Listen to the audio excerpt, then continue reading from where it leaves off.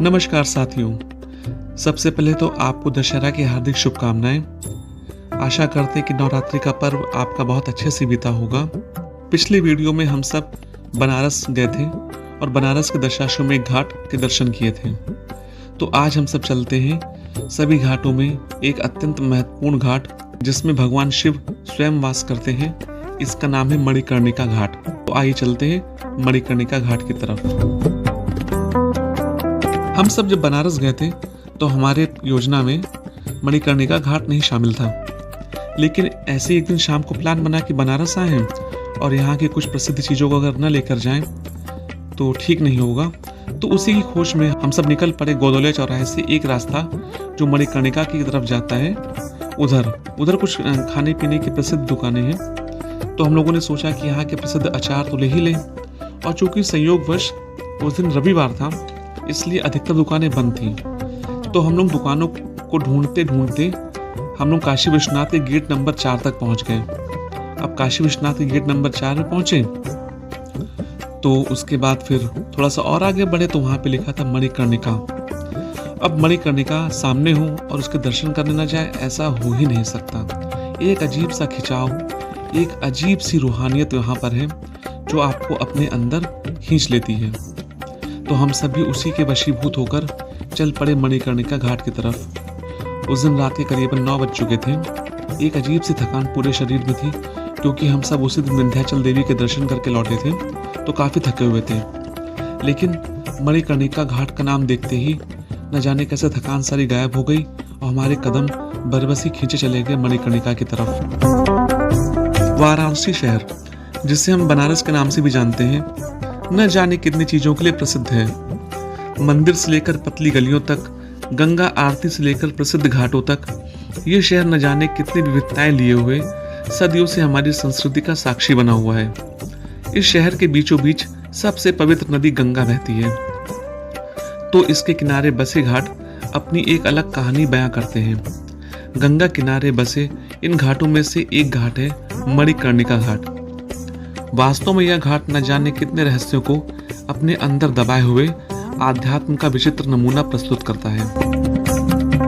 इस घाट में जहां एक तरफ चिताओं की अग्नि कभी बुझती ही नहीं है, वहीं न जाने कितनी रहस्यमयी घटनाएं होती हैं। इन विचित्रताओं की वजह से इस घाट में आखिर ऐसा क्या है जो इसे दूसरे घाटों से अलग और विचित्र बनाता है। तो आइए आज के इस वीडियो में हम सब मणिकर्णिका घाट से जुड़े हुए कुछ रहस्य और विचित्र तथ्यों के बारे में जानेंगे। मणिकर्णिका घाट बनारस के सबसे पुराने घाटों में से एक और हिंदू धर्म में पवित्र शास्त्रों द्वारा इसे अन्य घाटों में सर्वोच्च स्थान दिया गया है।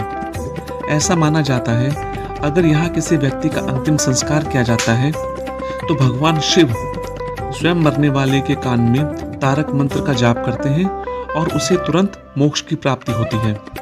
अर्थात इस स्थान पर अंतिम संस्कार होने पर व्यक्ति सीधे स्वर्ग को जाता है। पुराणों में यह भी बताया गया है कि इस स्थान पर आकर मौत भी दर्दहीन हो जाती है, जिसका मतलब हुआ कि इस स्थान पर जिस भी व्यक्ति की मृत्यु होती है उसे किसी भी दर्द की अनुभूति नहीं होती है। यह सिंधिया घाट और दशाश्वमेध घाट दोनों के बीच में बसा हुआ है। यह काशी विश्वनाथ मंदिर से लगभग सटा हुआ है। अगर इतिहास की बात करें तो यह घाट बनारस के सबसे प्राचीन घाटों में से एक है। मणिकर्णिका घाट में चिताओं के दहन और अंतिम संस्कार की एक पुरानी पौराणिक कथा प्रचलित है।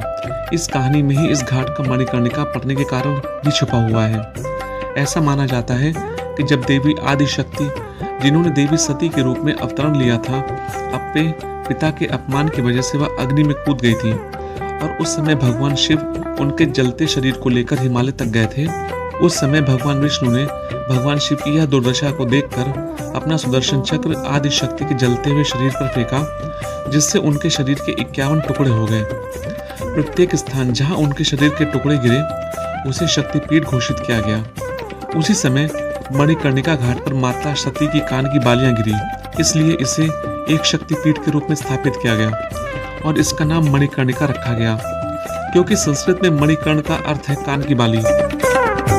वाराणसी के एक प्रसिद्ध घाट के बारे में यह प्रचलित है कि यहाँ चिता की अग्नि कभी ठंडी नहीं होती। लोगों की मान्यता है कि यहाँ पर सबसे पहली चिता की अग्नि भगवान शिव ने अघोरी के रूप में आकर स्वयं दी थी।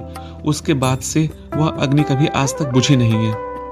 इसीलिए यहाँ पर जब भी चिताओं का दहन किया जाता है तो जलती हुई चिता में से ही आग लेकर बगल की चिता को आग दी जाती है। यहाँ के लोगों का यह भी मानना है कि इस घाट में जिस दिन भी चिताएं जलनी बंद हो जाएंगी उस दिन वाराणसी के लिए प्रलय का दिन होगा। आंधी आए, चाहे तूफान आए, कुछ भी आए, लेकिन यहाँ पर चिताओं की अग्नि कभी ठंडी नहीं पड़ती है। यह घाट बनारस के 84 घाटों में से सबसे ज्यादा मशहूर है और इसे मोक्ष का प्रतीक माना जाता है। पुराणों के अनुसार मरने वाले व्यक्ति के कानों में भगवान शिव स्वयं तारक मंत्र का जाप करते हैं, जिससे उसे मोक्ष की प्राप्ति होती है। दूर विदेशों से भी इस घाट को देखने के लिए लोग आते हैं। इसकी खूबियों का बखान दूर दूर तक होता है। घाट के शीर्ष पर जलाऊ लकड़ी के विशाल ढेर लगे होते हैं। प्रत्येक लट्ठे को बड़े पैमाने पर सावधानी से तौला जाता है ताकि दाह संस्कार की कीमत की गणना की जा सके। प्रत्येक प्रकार की लकड़ी की अपनी अलग कीमत होती है, जिनमें चंदन सबसे महंगा होता है। एक लाश को पूरी तरह से जलाने के लिए पर्याप्त लकड़ी का उपयोग करना भी एक कला है। आप इन जगहों पर आकर श्मशान और चिताओं का दाह संस्कार देख सकते हैं। हिंदुओं के लिए इस घाट को अंतिम संस्कार के लिए सबसे पवित्र माना जाता है। बताया जाता है कि मणिकर्णिका घाट को भगवान शिव ने अनंत शांति का वरदान दिया है। इस घाट पर पहुंचकर जीवन की असलियत के बारे में पता चलता है। इस घाट की यह विशेषता है कि यहाँ चिता की आग कभी ठंडी नहीं होती, यानी यहाँ हर समय किसी न किसी का शवदाह हो रहा होता है। यहाँ हर रोज लगभग 200 से 300 शव का अंतिम संस्कार किया जाता है। मणिकर्णिका घाट पर एक कुआं है जिसे मणिकर्णिका कुंड के नाम से जाना जाता है। इसे भगवान विष्णु ने बनवाया था। हिंदू पौराणिक कथाओं के अनुसार भगवान शिव पार्वती के साथ विष्णु के सामने उनकी इच्छा पूरी करने के लिए एक बार बनारस आए थे। विष्णु ने दंपत्ति के स्नान के लिए गंगा तट पर एक कुआं खोदा। जब भगवान शिव स्नान कर रहे थे तो उनके कान की बाली से एक मणि कुएं में गिर गई।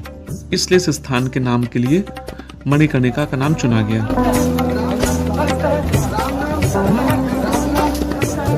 इस घाट से संबंधित एक बात और प्रचलित है कि भगवान शिव के कान का मणि उस समय नीचे गिर गया था जब वह उग्र तांडव कर रहे थे और उसी से इस घाट का निर्माण हुआ। जलते मुर्दों के बीच साल में एक बार मणिकर्णिका घाट पर महोत्सव भी होता है। यह महोत्सव चैत्र नवरात्र की सप्तमी की रात में होता है। इस महोत्सव में पैरों में घुंघरू बांधी हुई नगर वधुएं, जो कि सेक्स वर्कर होती हैं, हिस्सा लेती हैं। महाश्मशान पर अनूठी साधना की परंपरा श्मशान नाथ महोत्सव का हिस्सा है। मौत के मातम के बीच में वह नाचती गाती हैं। श्मशान नाथ उत्सव में महाश्मशान की वजह से जब कोई कलाकार संगीत का कार्यक्रम प्रस्तुत करने के लिए तैयार नहीं हुआ तो मानसिंह ने नगर वधुओं को आमंत्रण देकर बुलवाया। वे इसे स्वीकार कर पूरी रात महाश्मशान पर नृत्य करती रहीं। तब से यह उत्सव काशी की परंपरा का हिस्सा बन गया। ये परंपरा और क्यों यहाँ पर ये परंपरा शुरू हुई, हमारे साथ इसके आयोजक हैं गुलशन जी, हम उनसे जानने की कोशिश करेंगे क्या है ये परंपरा जो इस जगह होती है। ये राजा मानसिंह द्वारा अपनी माँ की काशीवाद के लिए वो दशाश्वमेध घाट पे उन्होंने 300-350 साल पहले जब उनका कार्यकाल था तो उन्होंने मान महल नाम से एक महल बनवाया था और उसी समय उन्होंने बाबा मसान नाथ जी का मंदिर का जीर्णोद्धार कराया था। जीर्णोद्धार पूर्ण होते होते बाबा का वार्षिक श्रृंगार का आयोजन भी आ गया, वो तिथि आ गई। तो बाबा महाराज मानसिंह द्वारा ये सोचा गया कि यहाँ भी मैं उत्सव करूँ, मंदिर का जीर्णोद्धार कराया हूँ। तो उन्होंने अपने संघर्ष की राजा थे और अपने संस्कृत संगीतज्ञों को यहाँ बुलाना चाहा, लेकिन उस समय की परंपरावादी रूढ़िवादी जो छुआछूती परंपराएं थी, इस कारण कोई बड़ा संगीतज्ञ महाश्मशान के आने से कतराता था, तो कोई नहीं आया, जिससे राजा मानसिंह काफ़ी दुखी थे। तो ये चिंता उनकी पूरे नगर में फैली और तभी वहाँ काशी के नगर वधुओं को ये जानकारी हुई कि ऐसी ऐसी यहाँ बात है कि यह राजा कोई आगे दुखी है और बाबा मसान का श्रृंगार कराना चाहते हैं। तो उन्होंने नगर वधु ने ये संदेश राजा तक भिजवाया अपना कि अगर राजा मानसिंह जी कहें तो हम सभी बाबा का श्रृंगार महोत्सव कर सकते हैं, जिससे राजा मानसिंह काफ़ी प्रसन्न हुए थे और उन्होंने पूरे राजकीय सम्मान से उस समय की नगर वधुओं को आमंत्रित किया और उन्होंने यहाँ नृत्य संगीत जो के देवता, जिस नृत्य संगीत के जनक हैं भगवान शिव शंकर देवाधिदेव महादेव, जिनका एक नाम नटराज भी इसी कारण पड़ा, तो उनको प्रसन्न करने के उद्देश्य से नगरवासियों ने यहाँ नृत्य संगीत प्रस्तुत किया। मतलब वही परंपरा चली आ रही। और इसके साथ ही एक और चीज़ भी जुड़ गई कि नगरवासियों के मन में एक धारणा बन गई कि मैं जो मुक्ति या मोक्ष के देने वाले देवता हैं उनके सामने हम नृत्य संगीत अपना प्रस्तुत कर रहे हैं, तो इससे उनको वर्तमान नरकीय जीवन से मुक्ति या मोक्ष मिलेगा और उनका अगला जन्म। कहते हैं कि मणिकर्णिका घाट पर भगवान विष्णु ने सबसे पहले स्नान किया, इसलिए बैकुंठ चौदस की रात के तीसरे प्रहर यहाँ स्नान करने से मुक्ति प्राप्त होती है। प्राचीन काल में मां कर्णिका की अष्ट धातु की प्रतिमा इसी कुंड से निकली थी। कहते हैं यह प्रतिमा वर्ष भर ब्रह्मनाल स्थित मंदिर में विराजमान रहती है, परंतु अक्षय तृतीया को सवारी निकालकर पूजन दर्शन के लिए प्रतिमा कुंड में स्थित 10 फीट ऊंचे पीतल के आसन पर विराजमान कराई जाती है। इस दौरान कुंड का जल सिद्ध हो जाता है, जहां स्नान करने से मुक्ति मिलती है। यहाँ पर यह भी कहा जाता है कि भगवान भोलेनाथ जी द्वारा यहीं पर माता सती का अंतिम संस्कार किया गया। इसी कारण यह घाट महाश्मशान घाट प्रसिद्ध है। यहाँ पर शव से पूछते हैं कि क्या उसने शिव के कान का कुंडल देखा। ऐसा भी कहा जाता है कि जब भी यहाँ जिसका दाह संस्कार किया जाता है, अग्निदाह से पूर्व उससे पूछा जाता है कि क्या उसने भगवान शिव के कान का कुंडल देखा। यहाँ भगवान शिव अपने औघड़ स्वरूप में सदैव ही निवास करते हैं। वास्तव में वाराणसी का मणिकर्णिका घाट देश के अनोखे स्थानों में से एक है, जो न जाने कितनी विविधताओं को समेटे हुए है। जीवन की वास्तविकता का यह अद्भुत नजारा देखने के लिए आपको भी इस घाट पर एक बार अवश्य आना होगा। यदि आपको जीवन के सत्य से परिचित होना है तो एक बार इस घाट की यात्रा का प्लान अवश्य कीजिएगा। जब आप बनारस आए तो कुछ समय निकालिए इस घाट पर आने के लिए। तो आशा करते हैं कि आपको यह वीडियो अवश्य पसंद आया होगा। अगर पसंद आया है तो वीडियो को लाइक, चैनल को सब्सक्राइब और वीडियो को शेयर जरूर कीजिएगा। तो मिलते हैं अगले वीडियो में, तब तक के लिए अपने साथी अनुपम अग्रवाल को इजाजत दीजिए। नमस्कार। हर हर महादेव।